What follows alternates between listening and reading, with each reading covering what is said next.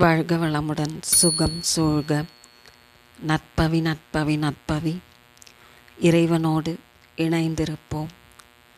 கந்த சஷ்டி விரதத்தின் முக்கிய பலன்கள் என்னென்ன என்பதை பற்றி அறிந்து கொள்வோம்.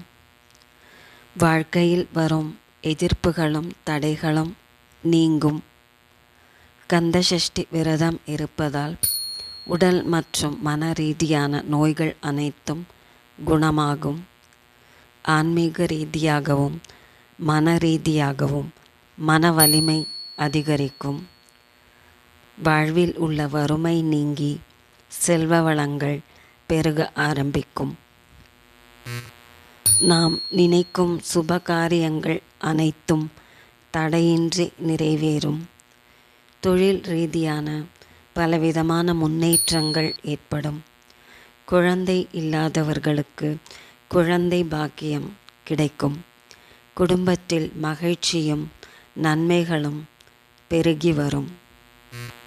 புத்திர பாக்கியம் இல்லாதவர்கள் சஷ்டி நாளில் விரதமிருந்தால் நிச்சயமாக முருகப்பெருமான் புத்திர பாக்கியத்தை கொடுப்பார் என்று பெரிதும் பக்தர்களால் நம்பப்படுகிறது.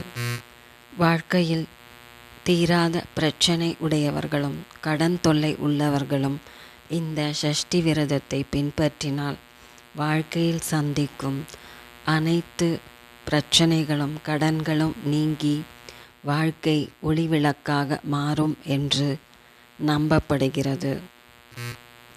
திருமணம் ஆகாதவர்களுக்கு விரைவில் திருமணம் நடைபெறும். நினைத்த சுபகாரியங்கள் அனைத்தும் தடையின்றி விரைவில் நிறைவேறும் என்று பக்தர்களால் நம்பப்படுகிறது. கந்த சஷ்டி விரதம் இருப்பவர்கள் ஓம் சரவணபவ என்ற மந்திரத்தை காலையில் 108 முறையும் மாலையில் 108 முறையும் பாராயணம் செய்து வருவது சிறப்பானது. கந்த சஷ்டி கவச பாடலை எத்தனை முறை முடியுமோ அத்தனை முறை படிக்கலாம்.